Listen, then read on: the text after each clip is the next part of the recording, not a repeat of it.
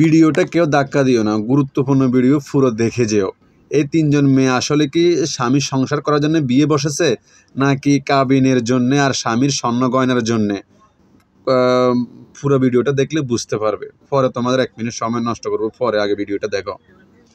কথা বলতে আপনি এখানে কেন আসছেন বলেন? এটা আসার কি রাইটস আছে কিনা? আচ্ছা, রাইটস তাদের উদ্দেশ্যটা শুনে আগে।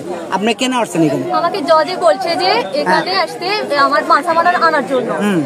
ওদের উকিলকে বলছে কোনো সিঙ্গেল করবেন না, ওরা যায় ওদের মাথা মারা নিয়ে আসবে। আচ্ছা, জজে যায় পরশুদিন ওদের টাকা দিবে। আদালতে বলছে, আদালতে অর্ডারটা কোথায়? আদালতে অর্ডারটা দিতে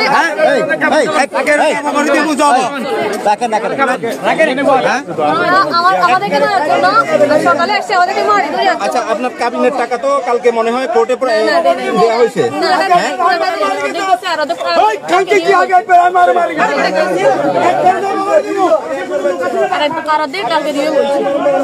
মানে অর্ধেক দিছে আর অর্ধেক কালকে দিবে।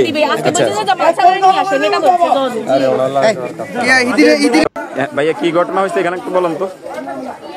গত 2 বছর আগে আমার ভাইয়ের সাথে তালাক হয়ে গেছে। গতকালকে যে কোর্টের যে রায় ছিল তার টাকাটা বুঝে দেওয়া, তার কাবিন ছিল 7 থেকে 8 লাখ টাকা। এর মধ্যে আমরা ওসুল ছিল 3 লাখ টাকা। ওসুল ছাড়াও আমরা বাকি টাকাগুলো কালকে বুঝে দিয়ে এসেছি কোর্টের মধ্যে।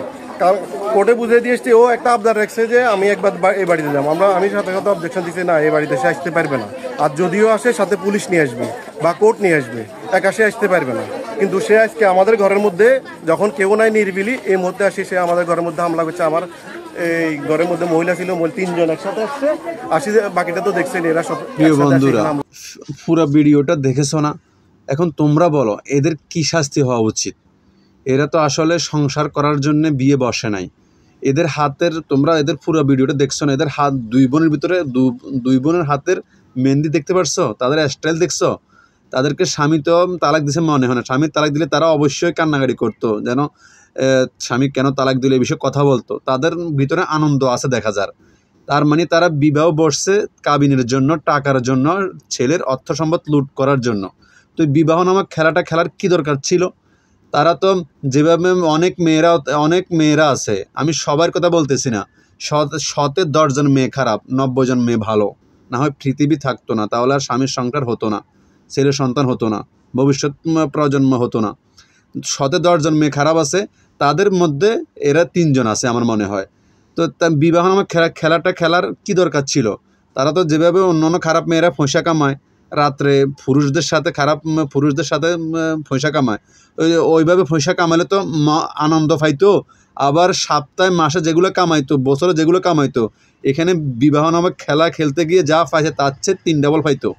তো এগুলো তো করার দরকার নেই। এগুলো করে তো আরও একটা সংসার, একটা সমাজ এবং কি একটা পুরুষ ধ্বংস হয়ে যায়। বিশেষ করে আমাদের মা জাতি, মা বোনদের কলঙ্কিত করা হয় এসব খারাপ মেয়েদের কারণে।